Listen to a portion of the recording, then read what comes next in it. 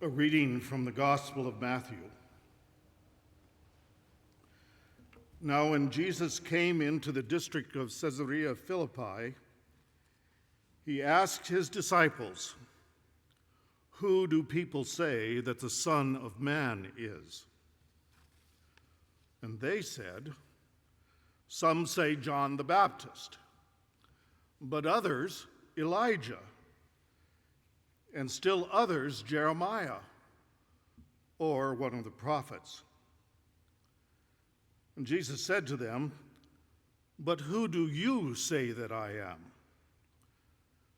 Simon Peter answered, "You are the Messiah, the Son of the living God." And Jesus answered him, "Blessed are you, Simon, son of Jonah, for flesh and blood has not revealed this to you, but my Father in heaven. And I tell you, you are Peter, and on this rock I will build my church, and the gates of Hades will not prevail against it. I will give you the keys of the kingdom of heaven, and whatever you bind on earth will be bound in heaven, and whatever you loose on earth will be loosed in heaven." And then he sternly ordered the disciples not to tell anyone he was the Messiah. This is the word of the Lord.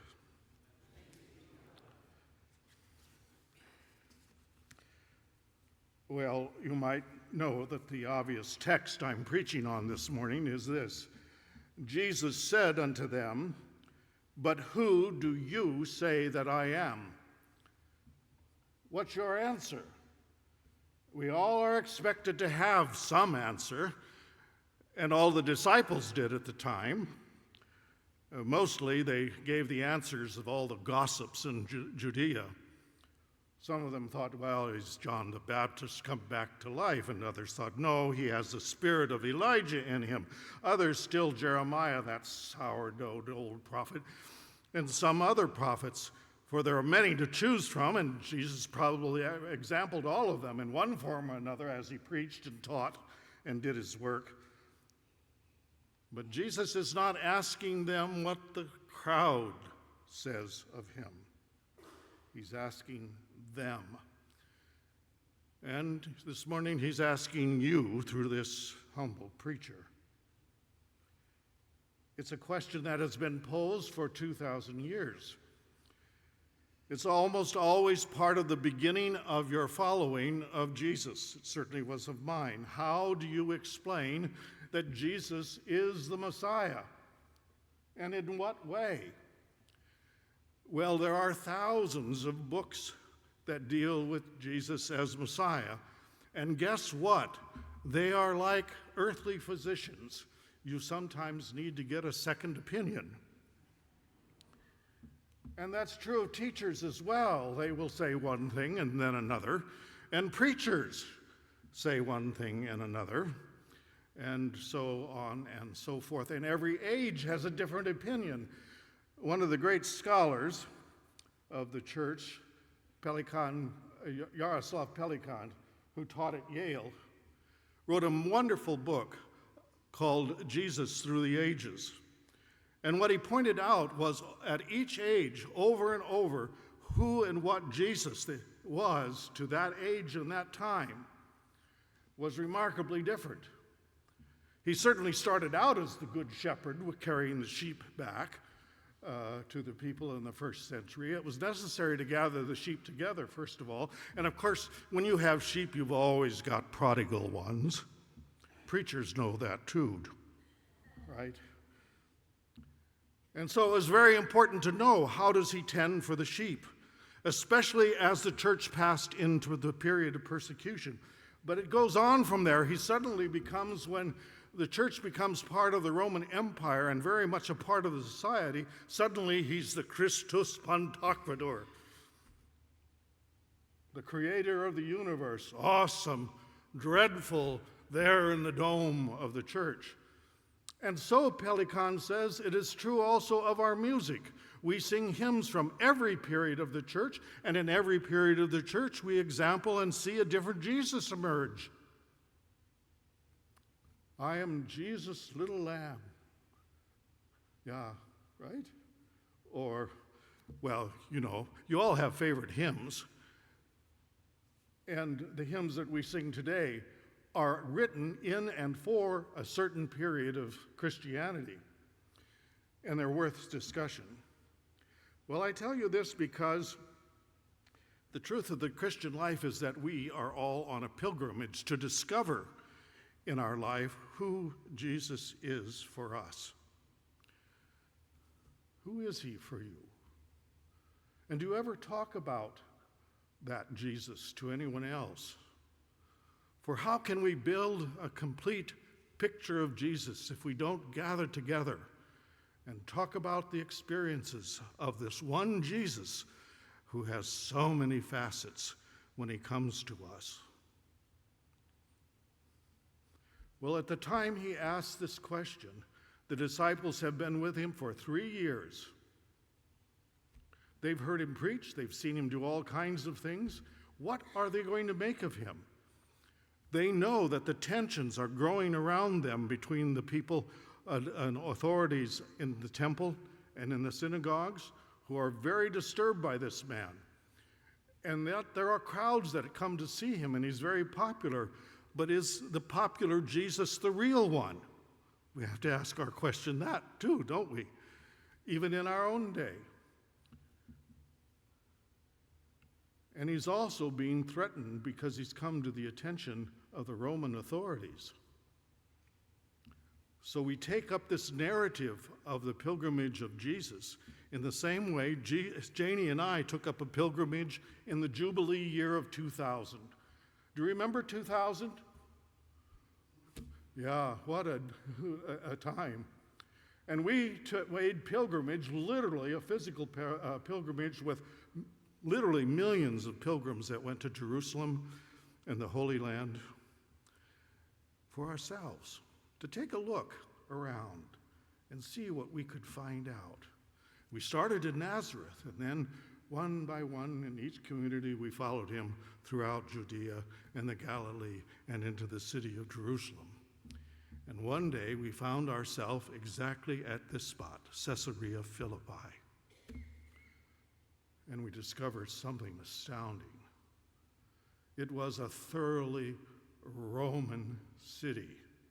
It did have a small synagogue, but it was a completely Gentile and Roman city, built first of all by Herod the Great. It still had the name Bonius then, but then he named it Caesarea for Caesar, his friend. So when his son took over, he wasn't going to have his father outdo him, so he added Philippi, Caesarea Philippi on the city. People are always wanting to get their names on buildings. Have you ever noticed that? Even trying to smear over other people's witness in buildings. We don't change, we human beings. We're always got that pride and ego there, and Philip was not different. But Janie and I were standing at the bottom of Mount Hermos, the headwaters of the Jordan River, and it was a pagan, thoroughly pagan site. 3 temples were there. One of them was devoted to Pan, that naughty little demigod who was half goat and half musician, right? It was dedicated to him because the city itself was built to example all the pleasures that Rome could give to the people. And what a place it was. Any kind of sin that you might want from a Christian point of view was readily available right at your hands there. All you had to do is walk down the main street like you might do in Amsterdam. And all those pleasures were there. And the temple of Pan was at the center. A second temple was to Caesar Augustus himself, for he had been declared the Son of God. Yes. You might imagine what it would be to declare Jesus as the Son of God in the face of Augustus, the god of Rome. No wonder he was in trouble. And then the other one was dedicated to the god of the underworld, because in the waterfall that came down for Pan's temple, next to it was an enormous cave, so deep they could never measure to the bottom, and it was the gateway to Hades. Now you keep all of that imagery in your mind as you see what develops here, huh? Jesus standing there among all those gods, and there were gods everywhere. Every marketplace building, everything that was there was a little god next to whatever it was that was going on. So when we turned around away from the great temples and we looked down the corridor, it was like walking down a Playboy penthouse, because as you enter the city were all the places of prostitution that were along the way, dedicated to the gods, and each one of the pleasures one might have with whoever was there and running that business. It was really shocking in some ways to this Midwestern boy. And there was Aphrodite without her nightie. It was really incredible.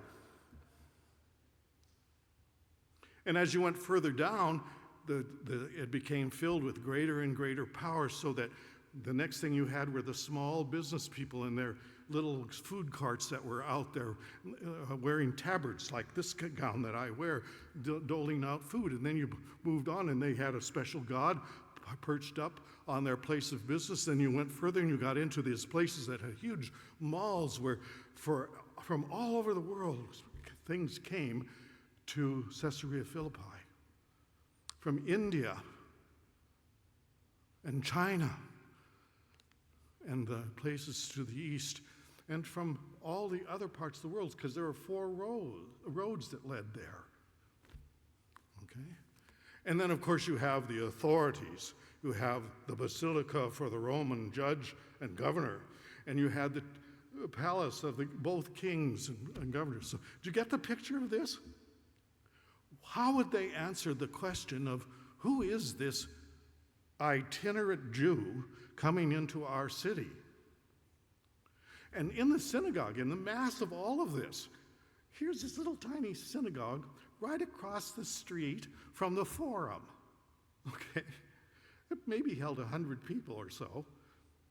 And in all the other temples, you could tell what God was being worshipped there. But in the niche where you normally would read what God was to be worshipped inside or around it, there was nothing. Nothing. Why was that? Well, you can't. Tell me, can you describe God? Yahweh, the one who was and is to come, the eternal rock?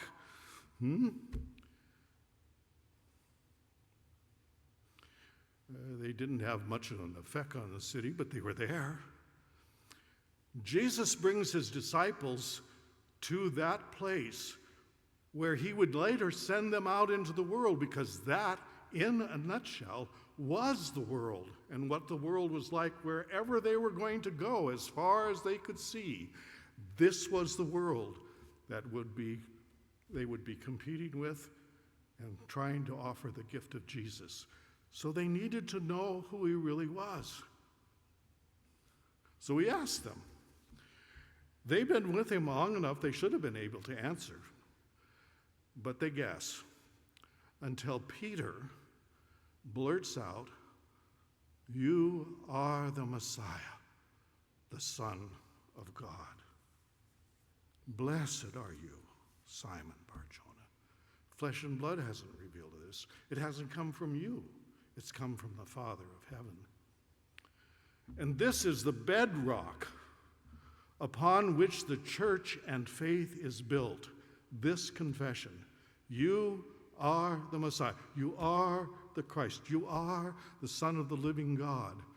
And you know what? From then on, we have to fill in the details in our lives as to what that Jesus means to us and to the world. And that takes on many different characteristics. I would guess in this congregation this morning, we would find at least 6 or 7 different kinds of Jesus. And we'd usually begin by, my Jesus is like this, or my Jesus wouldn't teach that, right?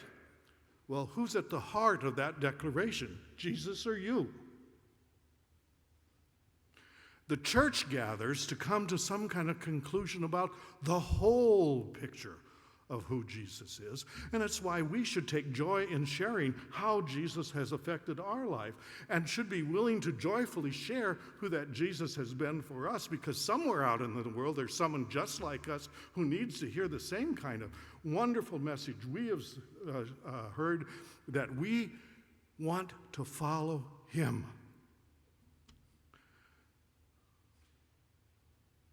Who do you say Jesus is?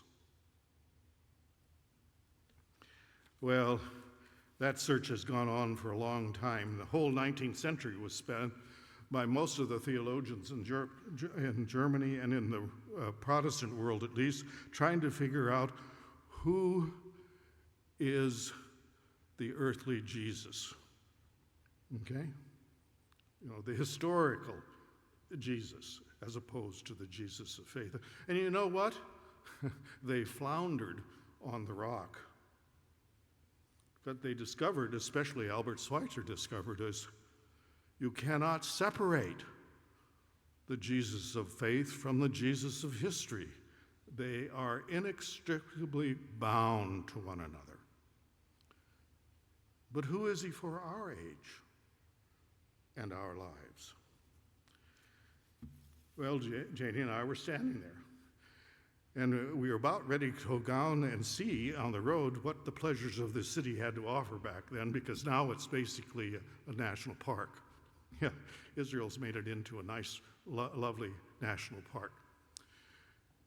And as I was walking on the causeway that used to lead up to the Temple of Pan, I fell 20 feet off the causeway.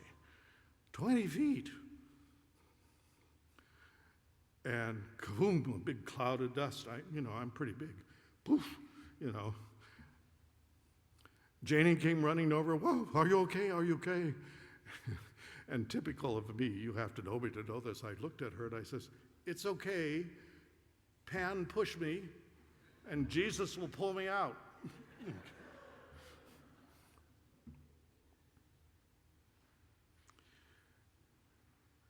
All through my life, from the time I first confessed him, it has been a marvelous, marvelous journey, and sometimes a very difficult one.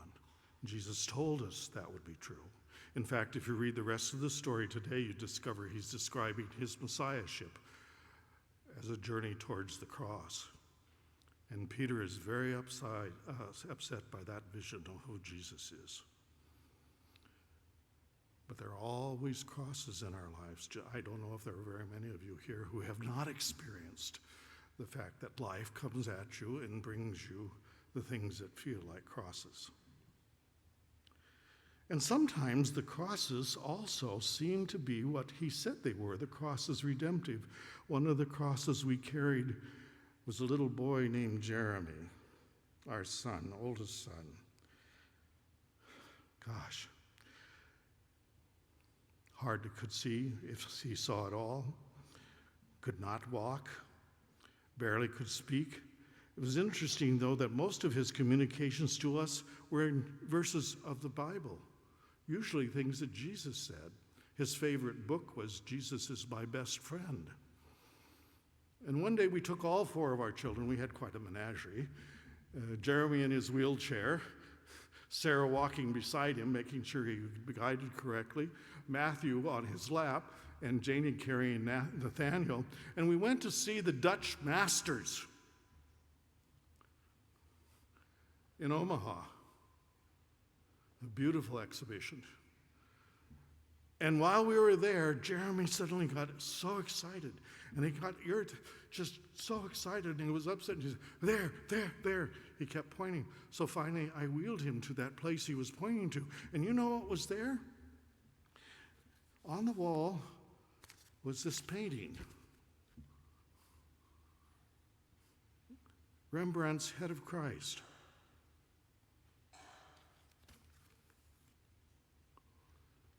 And you know what he said in that boyish call of his? Jesus, Daddy, it's Jesus. It's Jesus, Daddy.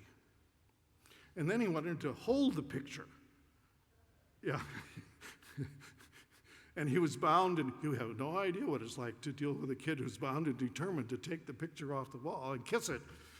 Here comes one of the guards. We finally moved him away.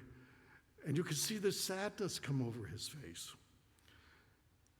Never thought too much about it until the day after he passed, and we were talking to the nurse that was with him during the time.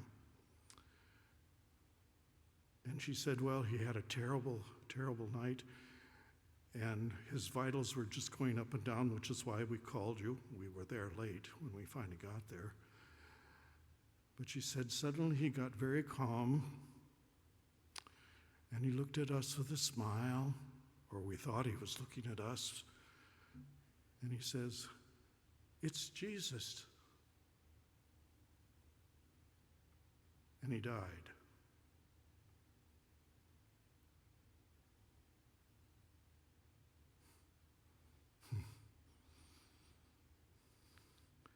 We often wondered what that part of our journey was about.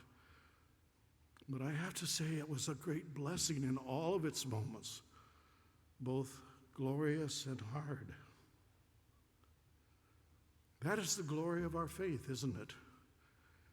And Jesus, for me, is the one who came to live with us. He is Emmanuel, God with us along the way.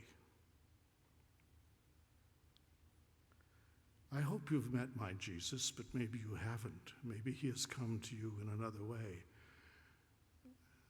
Schweitzer says that's how we learn who the real Jesus is. We follow him in the way, and as we follow him in the way, he will reveal to us who he really is. Is that true for you? Amen and amen.